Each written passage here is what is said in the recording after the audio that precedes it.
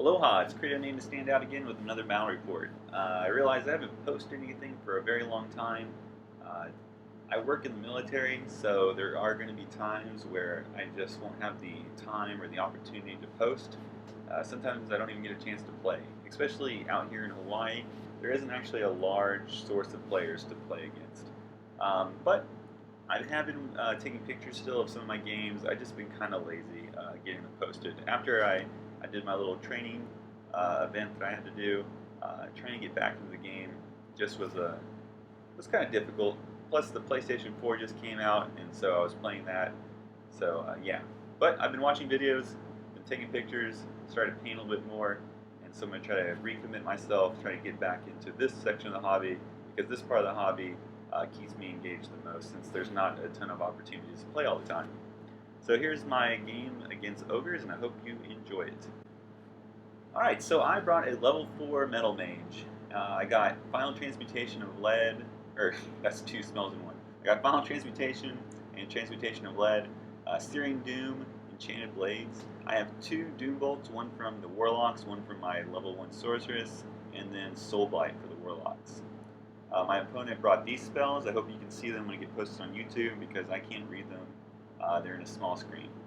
But he put his models next to the spells that are applicable. Here's a close-up of my front lines. And then so here's deployment from left to right, far edge to close edge. My Dark Riders are on the farthest edge. Then I have the Doom Fire Warlocks not painted yet. And then I have the Shades next to them, some crossbow movement in the trees, and then my large unit of Spearmen in the back. My center lines look like so. I have 30 Witches in Horde formation with 29 in the BSB. The BSB has the -1 to your armor slaves banner. I have 5 Shades up front, 18 more Witches in a little small detachment, 10 crossbowmen, 5 Dark Riders, my 34 Executioners with the level 1 Sorceress, and then behind a wall, hiding from cannons, my Sorceress and my Cauldron. Starting from his left, my closest board edge, to his furthest board edge, he has the Iron Blaster, 2 Dogs, or Saber Tusks, 11 Ogres, maybe 10 with a character, then 11 normal Ogres, 4 Lead Belchers up front, 2 units of Noblars, nothing special, and then another Saber Tusk. All the terrain is going to be magical, but I'll only point it out when it matters. That little Altar of Cain is an Altar of Cain. And then we have 7 Man-Eaters where his character's going to go, 4 Lead Belchers next to them, and then in the back you can see an Iron Blaster and then a level 2 Fire Belly hanging out by a magic circle. Okay, right. So I'm going to show you a couple of frames here. They're going to be my scout moves and my first turn moves. And while you look at those, I'll discuss what I'm doing as far as tactics are concerned. So here's some scout moves. I'm starting to pull away from the far side of the board back to the center. I have my furthest Dark Riders coming around the back lines so that I can pop them out for later. I don't really need to commit them yet, and I want them for maybe redirecting or just being in the way.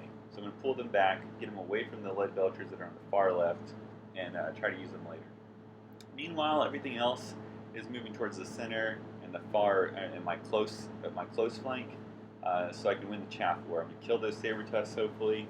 If I have some shots left over, I'm going to shoot the Noblars. I want to clear out his chaff so I have complete board control with my units. And then from there, hopefully I can put up some favorable matchups and win some combats. The Ogre units are pretty big, so they're intimidating. And if any Ogres are left over, they're going to cause a lot of damage to my Dark Elves. So, here's some more movement. You'll see also I left my Cauldron behind the wall because I don't need it just yet, and it's protected slightly in the wall. Alright, so here is the final picture of my movement, and we'll go into shooting. And as you can see, I do capitalize on my shooting phase and kill all of the Saber Tusks. He stops my magic. I don't think I get anything off. If I did, I forgot. But yeah, so there we go. Killed the Saber Tusks. I'm going to work on the Noblars, and we'll now go into his first turn. Alright, so my opponent's turn, he moves his Noblars forward. This is the last of his chaff, so I need to clear that next turn. He moves his Man-Eaters to the side there, as you can see, and he moves his Lead Belchers that were on the far flank in the house. Then he begins the shooting phase. He shoots his Iron Blaster cannon through the swamp into my horses and executioners. Kills one of my Dark Riders and a couple of executioners. And then the rest of the shooting opens up against my Warlocks and knocks them down to 2. I start off my second turn with a charge with my Dread Spears into the house. In the house are 4 Lead Belchers. I feel really confident that over the course of the game I will kill those Lead Belchers. So I'll take a lot of casualties, but whatever remains of this unit after I kill those Lead Belchers, I'll just leave in the house and save their points. Meanwhile, I take my Doomfire Warlocks, the last 2 of them, and I place them in between the Gnoblars and the Maneaters. This is mainly just to frustrate my opponent. I was thinking in my head he could probably charge the Gnoblars at one of my crossbowmen or shades or something, which would create enough space for his Maneaters to make a long charge into my witches, and I kind of wanted to preemptive strike that. So I place them there, make it hard for them. I face the Lead Belchers so I can maybe cast Doombolt out and do some damage to them. And now, he's in a position where he could still charge the Gnoblars out, and then he could probably definitely could charge my Doomfire Warlocks with his Maneaters, and then I could either flee, and maybe he'd fail his redirect and be facing the wrong direction, or maybe I just let him hit them, and then he'll have to take a turn to reform, and then essentially be closer to me. I move my Dark Riders up behind the swamp, forward towards the cannon. You can kind of see it here. And then here's some just over the board pictures, overshots, and there you go. You can see that I have my high sorceress kind of out there being a little bit ballsy. She has the Cloak of Twilight, and I feel kind of confident. I could always roll that 2 or 1, but I'm going to play the odds, leave her in the open. If he wants to take a shot at her, I feel like she'll probably live. My Chariot also comes out because I'm about to enter into some turns where it needs to be close to my army, so kind of taking a chance there. In Magic, I sling Doomfire, or Doombolt at these guys, kill 3 of them, and then in the shooting phase, kill the last one, so that's good. Nobody panics, so that's good for him, not me. I lose 1 Doomfire Warlock to a miscast. Then my Dark Riders take 2 wounds off the Lead Belcher. In combat, you can see I take that many casualties, probably about 9, and I think I only do 2 back, so not as much damage as I thought I was going to do to him. But I still think over the long term I can kill those Lead Belchers. Okay, so if you notice a quality and sound improvement, it's because I finally broke down and I bought some headphones. I got tired of yelling into my computer, so went out, bought me some good quality headphones, and now the quality of my sound should be better. My opponent declared a charge against my Dark Riders. I barely stayed on the board. He then declared a charge with his Gnoblars against my Shades. Originally they were in the flank. Either way, I was like, weapon skill 5, they're strength 2 Gnoblars. I'm going to stick, probably going to win this. And then he declared a charge against some Dark Riders that I had in the center. I fled, or maybe it was Shades. One of them I fled, and I knew that was going to open up an opportunity for the Ogres in the back to kind of come closer to my center lines. Was not prepared for that, so I fled. He redirected to my Sorceress. I was thinking, okay, they're Gnoblars. They probably won't wound me. So I stuck, hoping I could do 1 wound, maybe lose by 1, and then follow up with another charge from my lines. That didn't work out too well. He did the 3 wounds he needed to do, overran into my crossbowman, and now I'm without a level 4. So you spend the whole game, trying to work around the cannons firing at you, and you end up getting done in by lowly Gnoblars. So lesson learned. So that's the end of his turn. I mitigated most of his other phases, and I didn't take a lot of great pictures, so I'm sorry. This is it for his round 2. I go into my round 3, and I start off by taking this gorgeous pick. Oh my god, this is so blurry. Wow, it's just amazing me. Anyways, it was a 9-inch charge. Ran into the Maneaters. Meanwhile, my Spearmen run into the house. Hopefully I'll kill the Lead Belchers this time, or at least 1. I have 2 wounds on a Lead Belcher. They survived pretty well against shooting. My Dark Riders rallied. They're going to be a nuisance to this Iron Blaster unless he decides to grape shot them. Then they'll be dead. And then my other Dark Riders, if you remember, I put them in the back lines, waiting for an opportune moment to bring them in. And here it was, to protect the flank of my Witches. My Witches and the Cauldron move up to support for later rounds. And another picture of my Dark Riders.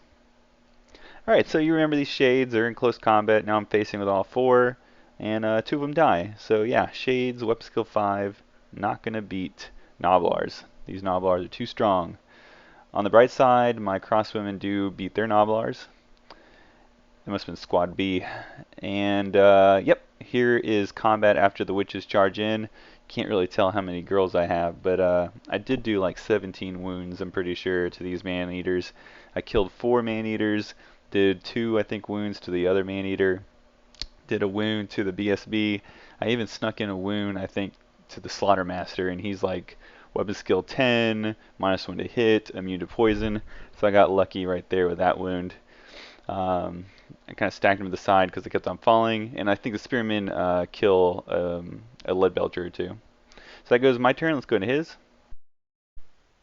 All right, so we go into my opponent's turns 3, Ogres 3.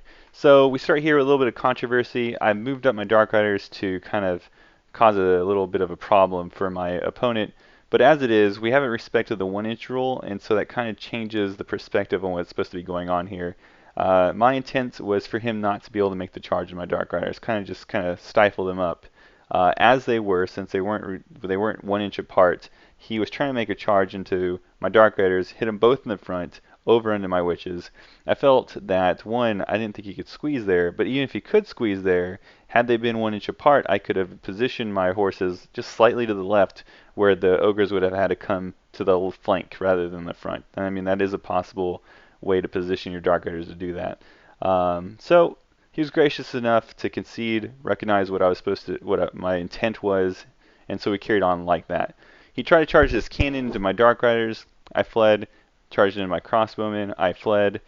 So the cannon's done. We go into combat. Dark Riders die to impact hits. The Nalars outclass the Shades. And then we go into Witches combat, and he kills all my witches, or at least one, and I flee. I don't remember what happens.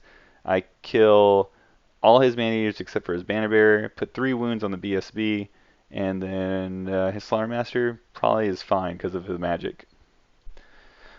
Okay, so apparently I still haven't gotten into the rhythm of taking pictures like I was earlier, so I'm not taking pictures every time. I could have sworn I did, but apparently not. So we go into my turn. I declare charge with my 18 witches and my cauldron into the man-eater and his 2, big boy bosses. And I get in there and I kill the BSB because he only had 1 wound left, which was very important, and the other stubborn man-eater. That puts the Slaughtermaster on a lot. Breakin gets run down. Across the rest of the board, you can see that my Dark Riders rallied, and I was trying to figure out how my Executioners did not charge those Noblars. And I don't think it's because I forgot. I think it's when my Dark Riders fled, they were in the way, and so I couldn't make that charge, because I'm pretty sure I would have. So there we are. I get in the way again of the cannon. I'm certain he'll grape shot this time, because he's been forgetting, I think. And then as far as the spearmen go, I do charge them into the house, as you can see here. I think I may have gotten a spell off on them, and then at the end of the day, I finally push them out. I didn't kill them. I think I killed 1 more and did a wound to another, but since the BSB is gone, they break, and as you can see here, they're running away. So I'm pretty glad also that I did it in that order so they could run down the Slaughtermaster. Or maybe I could have done that either way, but there you go. My opponent starts his turn with 3 charges. He has his inside unit charge the cauldron, his outside unit, after the Noblars, charge the executioners, his ogres charge my executioners. So, yep, finally our center lines meet after the flanks of both of our armies are pretty much demolished. As far as the Cauldron Blood's concerned, I'm not terribly worried about it. I am toughness 6, he's only strength 4, and hopefully I'll get in a challenge so I'll minimize the amount of hits in, but we'll see how that works out. And then on the other side of the executioners, it's not ideal. It would be better if I had more executioners against the ogres than I do against the Noblars, but hopefully I can make it work. Over here, the lead belchers rally. The fire belly comes down to shoot a fireball, and I'm sure the iron blaster is going to grape shot. I can't remember if he grape shot at my Dark Riders, if he charged them and ran them down. It looks like he might have ran them down. So either way, Dark Rider's dead. We go over here, and as you can already see, the cauldron lost, but it got away. Like I thought, I did end up only losing by 1, I think, but leadership failed. It just stinks. Over here, I made a huge mistake. Okay, especially in hindsight. So I'm pretty sure I won this combat by the skin of my teeth. I killed a couple ogres, minimized the damage to me. So I'm going to spread out all my guys to maximize the attacks, which sounds good, but in hindsight, it kind of comes and bites me in the butt. I should have balanced more attacks versus still keeping a lot of ranks going into the next combat. So, yep, ended up winning here, and I go into 2 wide, and that's probably like 15 long. Um, then we go to my turn. Alright, so Dark Elf turn 5. I declare a charge against the Lead Belchers. The Iron Blaster only rolled 2 shots last turn and only killed 1 witch, and the Firebelly, I'm pretty sure I stopped it. Maybe he failed to reach the fireball. So I still have witches, thankfully, and they're going to kill some Lead Belchers. This going forward, I didn't take a lot of picks. I'm sorry, but I'll get you into the game. So going into this combat, this is where I spread out too much. I should have kept some ranks besides just this one giant long 15-man or however long unit, because I end up killing a lot. His ogres, though, are in range of a frenzy statue, so he gets a couple more attacks than normal. And so at the end of the day, we both have 1 rank. I did beat him by a lot, but he's stubborn because I have 1 rank to his 1 rank, his 3 guys versus my 1,000,000,000 guys. And he's stubborn and sticks, which stinks. So that is going to put me in a bad place. Over on the other side, though, my witches do kill the Lead Belchers, which causes break tests because they're within 6 inches of both the Iron Blaster and the Wizard. The Blaster passes, the Wizard doesn't, because that piece of water was the River of Light, or Pond of Light, and it had Net of Amatok on it, and it casted on the Wizard, so when he tried to flee, or when he fled, he took D6 Strength 4 wounds and it got killed. So going forward, here's a bunch of pictures of different units, and I'll explain how the rest of it went. Alright, so we go into this combat again. It's the 3rd pick time you've seen this picture, but it needs to be there for reference. If you look in the top right corner, there's the ogres that slammed into my crossbow elves after my cauldron fled. You know, I just realized that my cauldron has -3 to fear checks. I think I was only doing -1. Oh well, whatever. So anyways, they beat the crossbow elves. They're going to turn and face my executioners on my close combat phase after they beat the crossbow elves. And then they're going to charge in there. I'll get into a challenge, and my sorceress is already on that corner, so it's going to mitigate the damage that's going to be coming my way. But the ogres that are in the front are near that frenzy statue still, so they're able to generate enough attacks and damage to give me a real big headache. I think I lose by 4, so it's not something terribly high that I have to beat to pass, but I still don't pass it, and I flee and I get ridden down by the 2nd ogre unit. So at that point, the game swings back to my opponent, and we think this is turn 6, so we just go ahead and call it. It doesn't really matter at this point. We add up the points, and he is ahead with by 160 points. So yeah, it was a pretty good, it was a really good game actually. It was really close. It swung there. In hindsight, I didn't think it was swinging at all. I thought he was ahead the whole time, but it ended up that that unit I killed was a ton of points. So yeah, it did swing, and it was great. So looking back at it, what things I would have done differently. There's a lot of things I would have done differently. I probably should have fled with my sorceress when they charged in the Noblars. I felt invincible to cannonballs. I should have realized that Noblars were more dangerous than cannonballs, and so I should have fled. I wouldn't have went off the board. I just stood. Other than that, I mean, I guess there's like little things you could have done differently, but that would mean that you would have to know the outcome of the game. I just one of those things that I do know that I should have done differently. There's 2 things: fled with a sorceress and reformed my executioners, considering both increasing my attacks and keeping a respectable amount of ranks. You know, breaking that unit versus being stuck with that unit might have given my executioners, I could have rolled snake eyes, but it might have given him enough movement to move ahead where he couldn't have charged me, or at least I could have fled. That was another thing I could have done. But it is what it is. I hate to use a cliche. And yeah, it was a really enjoyable game. Again, a 160 point loss, so Dark Elves lose. I'll have a couple more videos up. I can't promise you that the pictures are going to be as steady because this is when I was doing my military training thing, and so I was out of it. So hope you enjoyed it, and please like, subscribe, and enjoy my other videos.